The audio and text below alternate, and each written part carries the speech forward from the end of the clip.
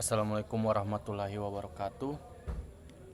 Pada kesempatan kali ini di sini saya akan membahas mengenai materi Business Intelligence. Perkenalkan terlebih dahulu, saya Muhammad Arya Putra Rafa dengan NIM H071231033. Saya dari kelas Business Intelligence B.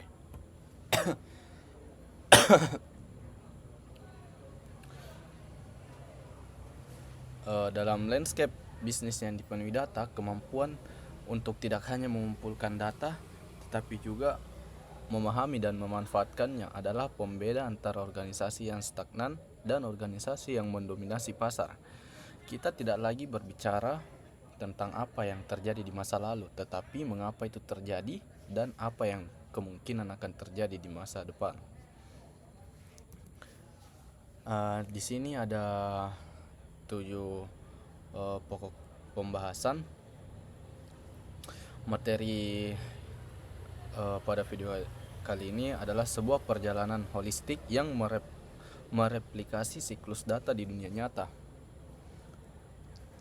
Yang pertama itu untuk pokok pembahasannya itu ada pengantar bisnis intelligence, mengapa BI ada dan bagaimana BI tumbuh dari e-bisnis. Kemudian yang kedua ada pengumpulan dan integrasi data, yaitu proses kritis ETL dan peran data warehouse. Kemudian yang ketiga ada pengolahan data, mana di situ kita akan memahami model dimensional, tabel fakta, dan dimensi. Kemudian yang keempat ada analisis data, yaitu untuk mengenal data mining, regresi, klasifikasi, clustering, dan asosiasi. Kemudian yang kelima itu ada pelaporan dan visualisasi data. Itu bagaimana mengubah angka menjadi cerita yang mudah dicerna. Kemudian yang keenam ada business intelligence strategi, yaitu pembentukan BICC dan faktor keberhasilan implementasi. Dan yang terakhir ada tantangan dan perkembangan terkini, itu untuk melihat masa depan business intelligence. Saya berharap setelah sesi ini para penonton tidak hanya memahami definisi BI, tetapi juga cara merancang arsitektur BI yang efektif. Mari kita mulai dari konsep fundamentalnya. Pertama itu pengantar business intelligence. Nah, kita harus mulai dari asal. Bisnis pada dasarnya adalah serangkaian aktivitas yang bertujuan untuk menyediakan barang atau jasa untuk menciptakan nilai tambah atau keuntungan. Nilai tambah ini secara tradisional diukur dari intuisi dan pengalaman. Namun di era digital pengukuran ini berubah total.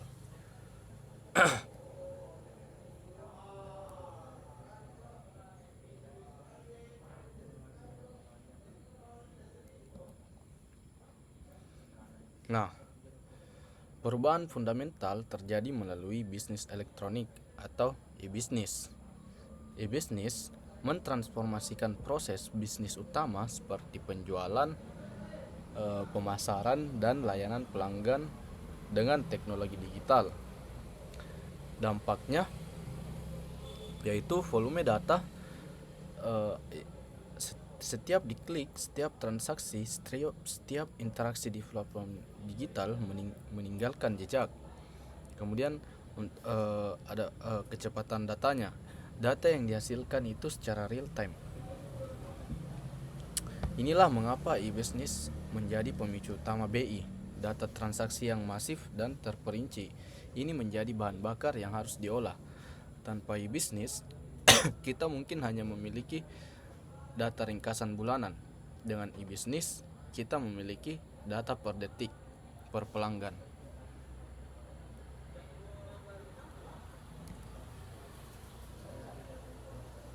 Nah, Jadi kita kembali ke intinya. Apa itu business intelligence? Business intelligence atau BI adalah kerangka kerja yang terintegrasi melibatkan konsep, metodologi, teknik, hingga arsitektur. BI bukan hanya tentang membeli lisensi perangkat lunak. Ini adalah komitmen organisasi untuk mentransformasi data mentah menjadi informasi yang bermakna dan berguna.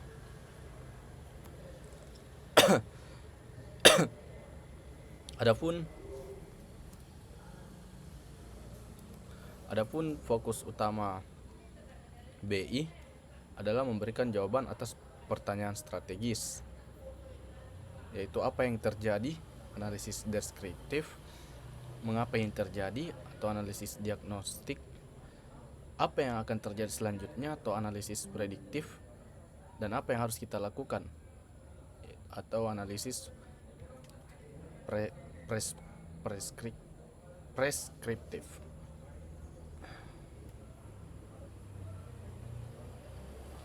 Ini adalah pergeseran dari sekedar pelaporan historis atau reporting menjadi pengambilan keputusan yang didorong oleh data atau data driven decision making.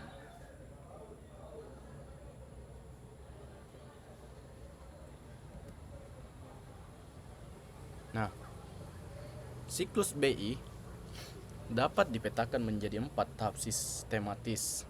Tahapan ini harus dijalankan secara disiplin untuk menjamin kualitas output. Yang pertama itu pengumpulan data. Ini adalah fase akuisisi, mengidentifikasi sumber data yang relevan baik dari ERP, CRM, sistem supply chain, atau media sosial, dan menyusun rencana untuk menarik data tersebut. Kemudian yang kedua, pengolahan dan integrasi data. Sering disebut sebagai 80% dari pekerjaan BI, data dari berbagai sumber seringkali memiliki format yang berbeda, nilai yang hilang atau missing values, atau duplikasi. Tahap ini memastikan kebersihan dan konsistensi data.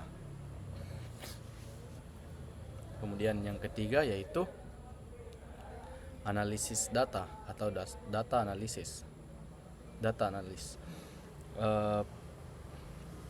Pada tahap ini, teknik analisis kuantitatif, statistik, dan algoritma data mining diterapkan untuk menggali pola, tren, korelasi, dan anomali yang tersembunyi di dalam data.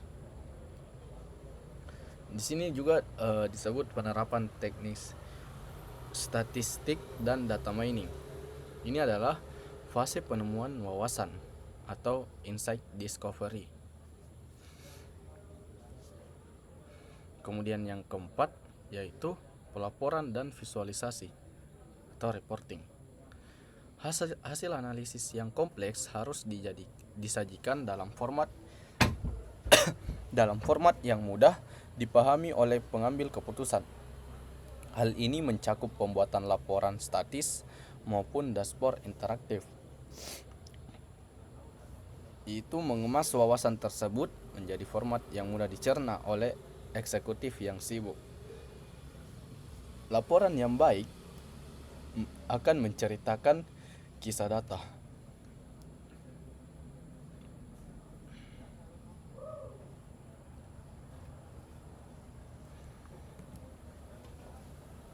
Nah, kemudian tujuan dan peran strategis business intelligence. Mengapa organisasi besar menginvestasikan sumber daya yang masif dalam BI? Di sini ada 3 peran strategis utama. Yang pertama, pengambilan keputusan yang tepat. BI menyaring kebisingan dan mengurangi risiko subjektivitas, Manajer tidak lagi harus mengandalkan firasat atau pengalaman semata, tetapi didukung oleh bukti empiris dari data yang akurat. Dengan memanfaatkan analisis data yang akurat, organisasi dapat mengurangi tingkat ketidakpastian dan subjektivitas dalam pengambilan keputusan manajerial. Kemudian yang kedua, penyelesaian masalah operasional. Ketika penjualan di wilayah A turun, BI memungkinkan kita melakukan drill down dari data penjualan tahunan, ke bulanan, ke mingguan, hingga transaksi spesifik untuk menemukan akar masalah. Apakah ini karena kompetitor baru, masalah logistik, atau produk tertentu yang cacat? Kemudian yang ketiga yaitu pengelolaan bisnis jangka panjang. Dengan BI, kita bisa meramalkan kebutuhan stok, memprediksi tren pasar dalam 6-12 bulan ke depan, dan melakukan segmentasi pelanggan untuk kampanye pemasaran yang lebih tertarget. Ini mengubah manajemen bisnis menjadi reaktif menjadi proaktif. Hal ini memungkinkan organisasi untuk melakukan perencanaan yang lebih efektif, mengevaluasi strategi pemasaran, dan mengoptimalkan rantai pasok.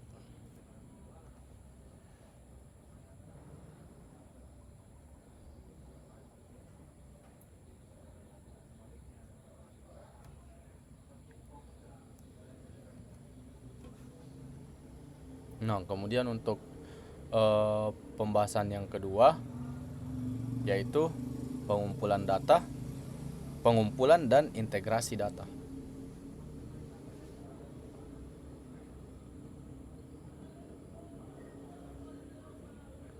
Nah, kita masuk ke bagian teknis yang sangat penting, yaitu ETL, extract, transform, load. ETL adalah jantung dari integrasi data. Sebelum itu saya akan menjelaskan apa yang saya bilang tadi, yaitu ETL.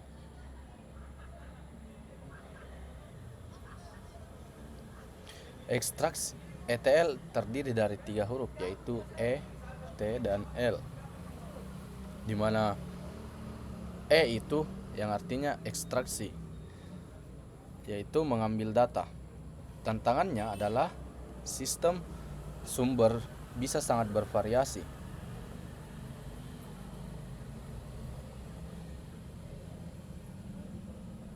Oh, itu untuk slide selanjutnya. Nah, di sini untuk proses pengumpulan data, integrasi data bisnis.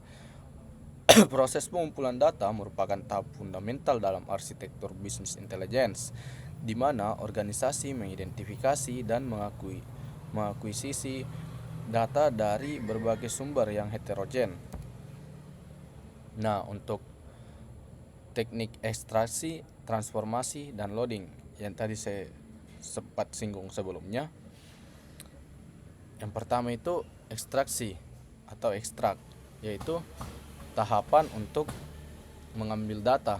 Tantangannya adalah sistem sumber bisa sangat bervariasi. Ada yang berbasis SQL, ada yang file teks lama, ada yang API real time. Proses ekstraksi harus efisien dan tidak mengganggu performa sumber sistem. Kemudian T itu untuk transformasi atau transform. Pada tahap ini dilakukan validasi data, pembersihan duplikasi, standarisasi format, misalnya menyamakan format tanggal atau mata uang, dan penerapan aturan bisnis atau rules. Ini bisa disebut juga sebagai tahap pembersihan data. Bayangkan jika data pelanggan di sistem CRM mencatat negara USA, sementara di sistem ERP tercatat United States. Transformasi menstandarisasi semua menjadi satu bentuk. Ini juga melibatkan pembersihan duplikasi dan penanganan data yang hilang.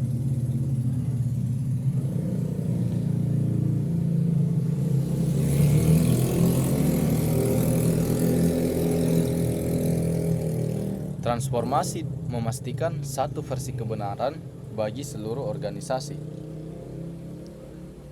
Kemudian L untuk loading atau load.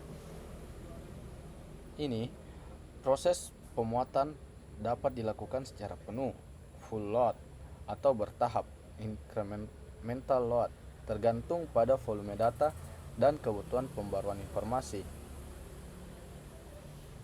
Atau bisa dibilang load ini loading untuk memuat data yang sudah bersih ke dalam warehouse.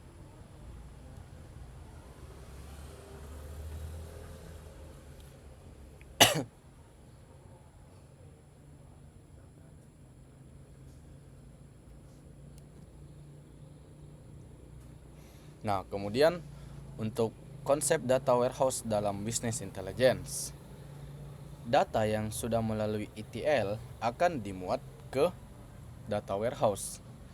Data warehouse adalah sebuah penyimpanan data yang terpusat dan dirancang khusus untuk analisis, bukan untuk pemrosesan transaksi harian. 4 karakteristik utama data warehouse yang membedakannya ada 4, yaitu yang membedakannya dari database biasa. Yaitu yang pertama, subject oriented atau berorientasi subjek. Data dikelompokkan berdasarkan subjek utama bisnis, misalnya pelanggan, produk, penjualan, bukan berdasarkan operasional. Kemudian yang kedua, integrate atau integrasi, yaitu konsisten setelah melewati proses transformasi ETL. Kemudian yang ketiga ada time variant atau bervariasi waktu. Selalu menyertakan dimensi waktu, memungkinkan analisis historis, misalnya membandingkan Q1 tahun ini dengan Q1 tahun lalu. Kemudian yang keempat ada non volatile atau tidak berubah. Ini maksudnya data yang masuk tidak akan dihapus atau diubah, hanya ditambah. Ini krusial untuk pelaporan historis yang konsisten.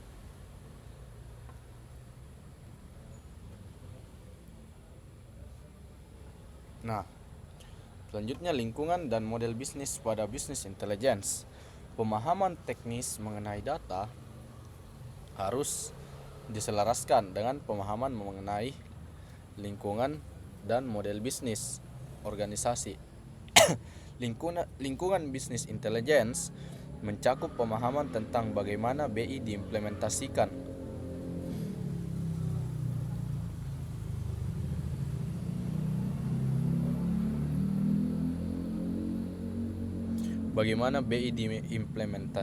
untuk mendukung value chain atau rantai nilai perusahaan. Nah, kita harus membedakan dengan jelas data operasional seperti database kasir, fokus pada kecepatan transaksi harian, sedangkan data analitis fokus pada kecepatan pembacaan, dan query kompleks untuk analisis strategis. Memaksakan analisis strategis pada database OLTP akan melambatkan seluruh operasional bisnis.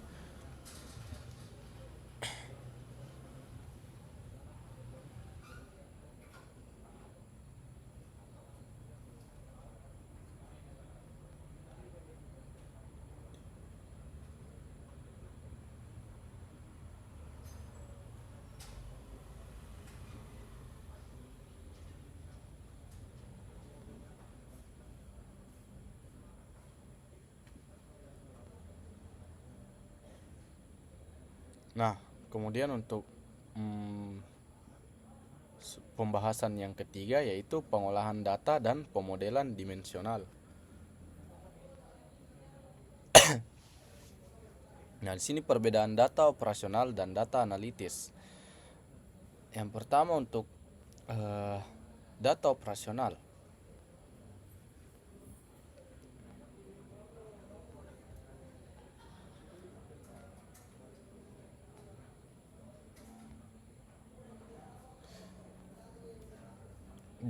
Data operasional dikelola dalam sistem online transaction processing atau LTP, dirancang untuk mendukung efisiensi transaksi harian yang bersifat atomik, cepat, dan real time seperti pencatatan penjualan atau pembaruan stok. Fokus utamanya adalah integritas data dan kecepatan penulisan. Sedangkan untuk data analitis yang menjadi fokus dalam bisnis intelligence dirancang untuk kebutuhan pengambilan keputusan strategis. Data ini bersifat historis, terintegrasi, dan seringkali merupakan agregasi dari berbagai periode waktu. Fokus utama pengolahan data analitis adalah optimalisasi kecepatan pembacaan dan kemudahan dalam melakukan query kompleks untuk melihat tren bisnis jangka panjang. Nah, untuk memaksimalkan kecepatan query di data warehouse, kita menggunakan pemodelan dimensional. Ini adalah arsitektur star schema atau snowflake schema. Dimensional data model atau pemodelan dimensional adalah teknik desain basis data yang spesifik digunakan dalam pembangunan data warehouse. Berbeda dengan pemodelan entity relationship atau ER, pada basis data operasional yang bertujuan menghilangkan redundansi data atau normalisasi. Nah, komponen dimensi dan fakta dalam model data. Untuk tabel fakta, tabel fakta yaitu tabel pusat yang berisi data kuantitatif atau metrik bisnis yang dapat diukur dan dihitung, seperti jumlah unit terjual, total pendapatan, atau biaya operasional. Tabel fakta bisa juga disebut sebagai angka yang ingin kita ukur. Ini adalah inti dari analisis.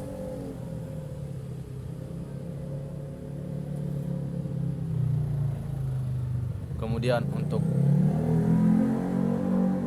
untuk tabel dimensi adalah berisi data deskriptif yang memberikan konteks terhadap angka-angka pada tabel fakta. Dimensi menjawab pertanyaan siapa, apa, di mana, kapan, dan bagaimana. Atau bisa dibilang juga tabel dimensi ini disebut sebagai konteks deskriptif yang menjelaskan fakta.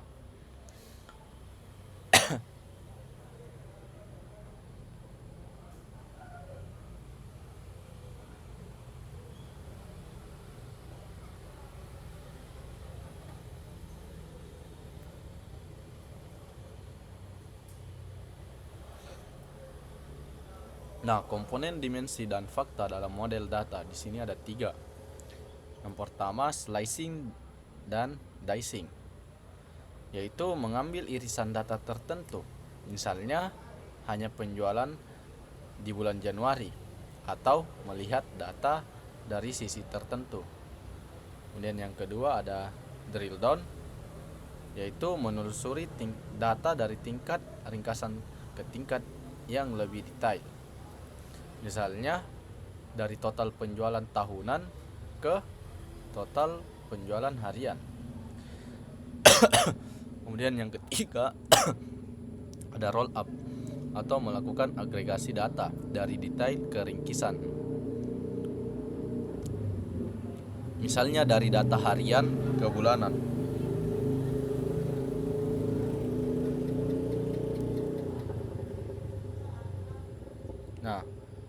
Kemudian di sini kita masuk ke pokok pembahasan yang keempat mengenai analisis data dan data mining.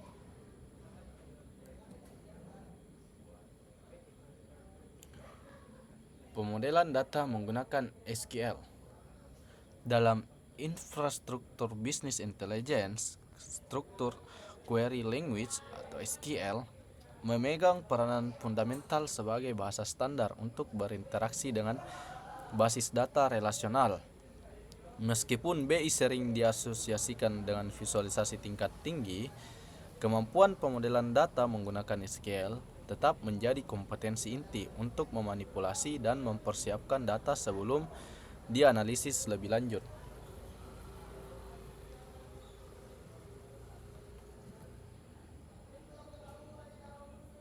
Pengenalan teknik data mining dan analisis prediktif. Setelah data dimodelkan, kita beralih ke fase penemuan, yaitu data mining. Ini adalah penerapan algoritma statistik dan mesin learning untuk menggali wawasan tersembunyi. Data mining membantu kita melihat hal-hal yang tidak terlihat dengan analisis statistik tradisional.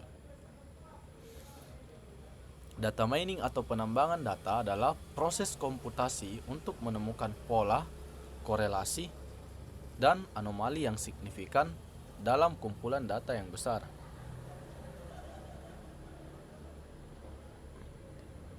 Yang sebelumnya tidak diketahui.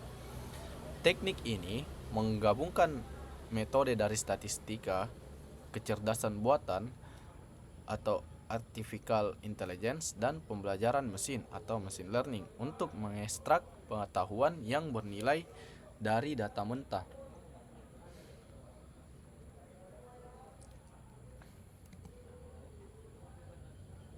Nah, setelah data dimodelkan, kita beralih ke fase Nah, selanjutnya untuk algoritma analisis data, yaitu regresi, klasifikasi, clustering, dan asosiasi. Nah, mari kita bedah 4 algoritma utama dan aplikasinya. Yang pertama itu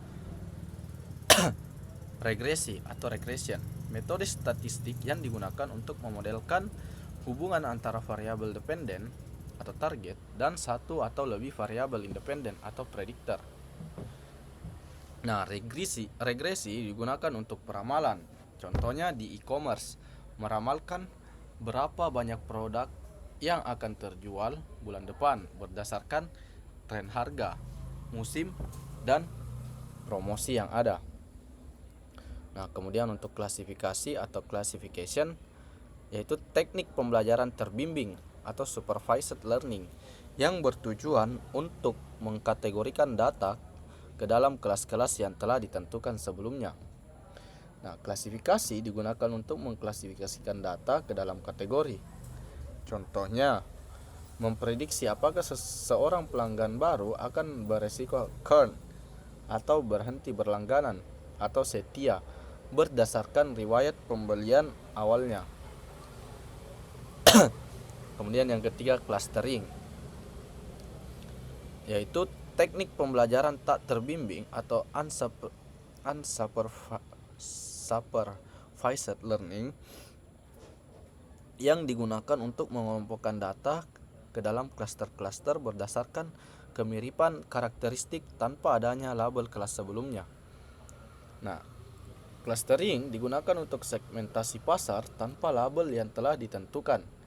Contoh, sistem secara otomatis mengelompokkan pelanggan ke dalam klaster pemburu diskon, pembeli loyal harga tertentu, dan pembeli produk mewah. Kemudian yang keempat yaitu asosiasi atau association, yaitu teknik untuk menemukan hubungan atau aturan asosiasi antara item dalam kumpulan data yang besar. Metode ini sering dikenal sebagai market basket analysis. Asosiasi digunakan untuk menemukan aturan jika maka. Contoh klasiknya, jika pelanggan membeli popok, maka mereka juga cenderung membeli bir. Wawasan ini digunakan untuk penempatan produk di toko atau rekomendasi produk di e-commerce.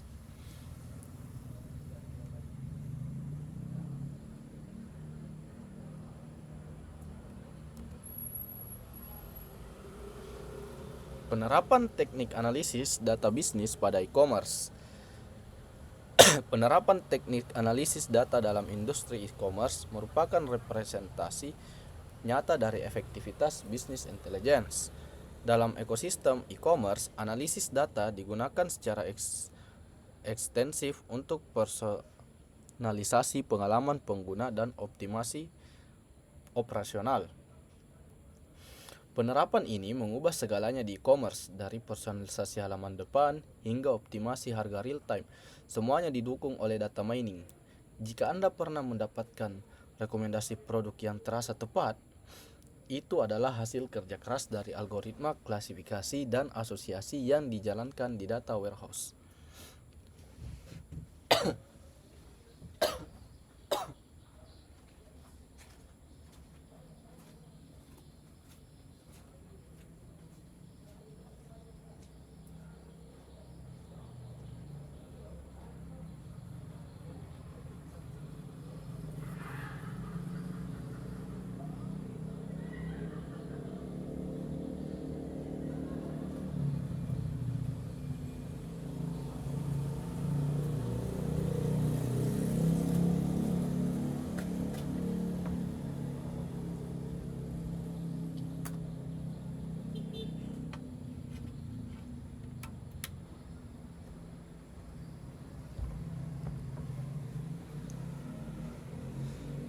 Selanjutnya, untuk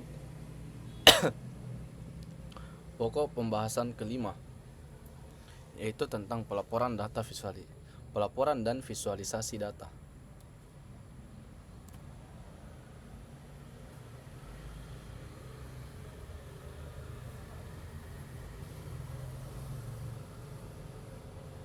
Pemanfaatan visualisasi data dan dashboard.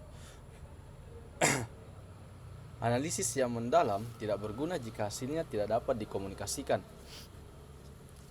Visualisasi data adalah penerjemah dari matematika kompleks ke bahasa bisnis yang sederhana. Visualisasi data merupakan mekanisme komunikasi grafis yang bertujuan untuk menyajikan hasil analisis data yang kompleks ke dalam format visual yang intuitif. Dalam ekosistem bisnis intelligence, visualisasi data bukan sekedar elemen estetika, melainkan alat fungsional untuk mempercepat pemahaman kognitif manusia terhadap pola, tren, dan anomali yang sulit dideteksi melalui tabel angka konvensional.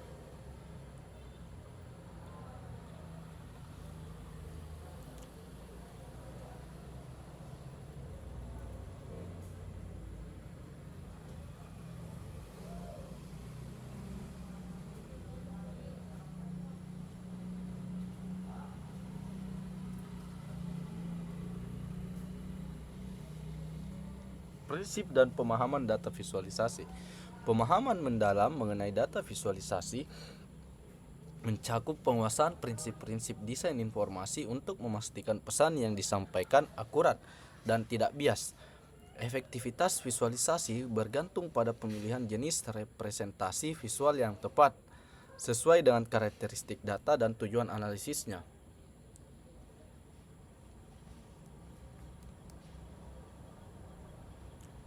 Konsep untuk tujuan visualisasi yaitu bukan hanya membuat grafik cantik, tetapi mengurangi waktu kognitif yang dibutuhkan manajer untuk memahami wawasan bagan yang buruk bisa menyesatkan dan menyebabkan keputusan yang salah.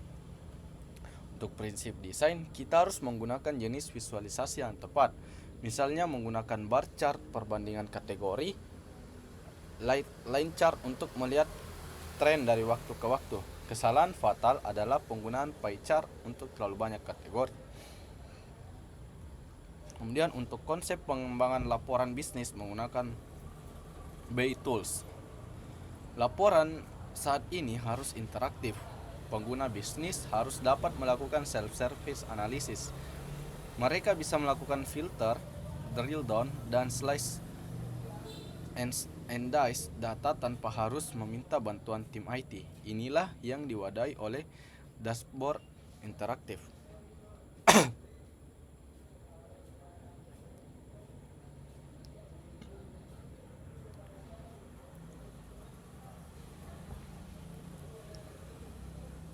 Kemudian kita masuk ke pembahasan yang keenam, yaitu Business Intelligence Strategi.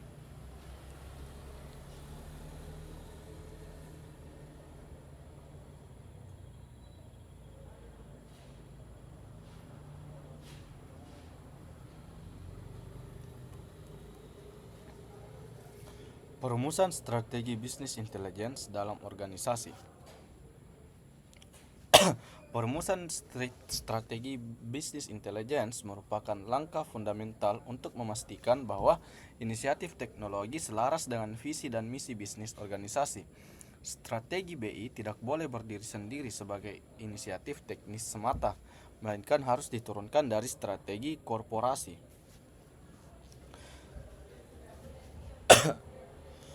Pengenalan BI harus dikembangkan melalui BICC. BICC adalah tim inti yang memastikan standarisasi, dukungan, prioritas proyek. Standarisasi merupakan aturan bisnis dan definisi metrik. Misalnya, apa definisi pelanggan aktif, seragam di seluruh perusahaan. Untuk dukungan, melatih pengguna bisnis dalam menggunakan BI Tools. Sedangkan untuk prioritas proyek, yaitu memastikan proyek BI yang dikerjakan selaras dengan tujuan strategis tertinggi perusahaan.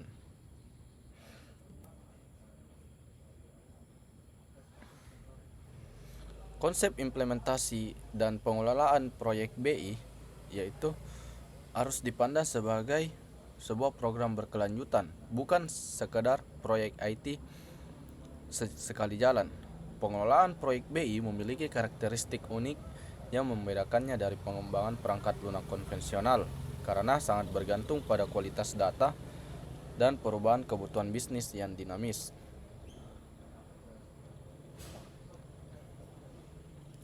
Evaluasi dan pengukuran keberhasilan BI studi kasus e-marketing. Evaluasi keberhasilan implementasi BI memerlukan metrik yang jelas dan terukur. Dalam konteks pemasaran elektronik, keberhasilan BI tidak hanya diukur dari selesainya pembangunan dashboard, tetapi dari dampak bisnis yang dihasilkan.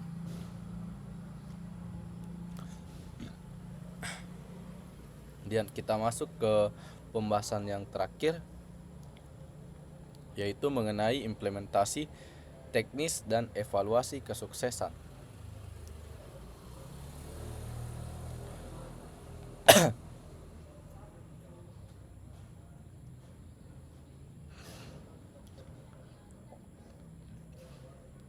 Penting untuk jujur, implementasi BI sering gagal. Faktor kegagalan utama bukanlah teknologi, melainkan manusia dan proses. Situ untuk faktor kegagalannya seringkali bukan disebabkan oleh teknologi, melainkan faktor non teknis seperti resistensi budaya organisasi, kualitas data yang buruk, garbage in atau garbage on, kurangnya dukungan eksekutif atau sponsorship, serta definisi kebutuhan bisnis yang tidak jelas. Kemudian indikator kesuksesannya ditandai dengan tingginya tingkat adopsi pengguna, peningkatan kecepatan dalam pengambilan keputusan, serta adanya dampak finansial yang teratur.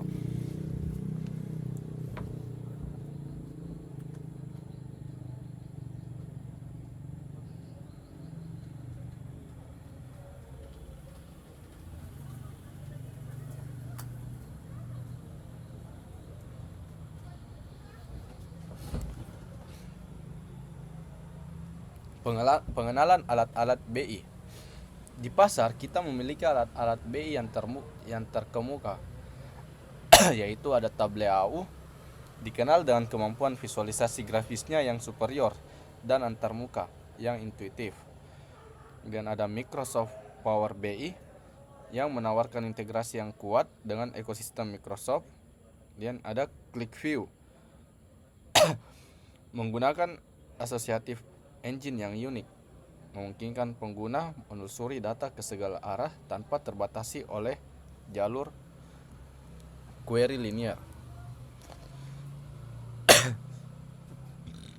Pembuatan laporan interaktif dan analisis. Laporan interaktif merupakan evolusi dari laporan statis konvensional. Dalam sesi ini, fokus pembahasan adalah bagaimana merancang laporan yang memungkinkan pengguna melakukan self-service analysis.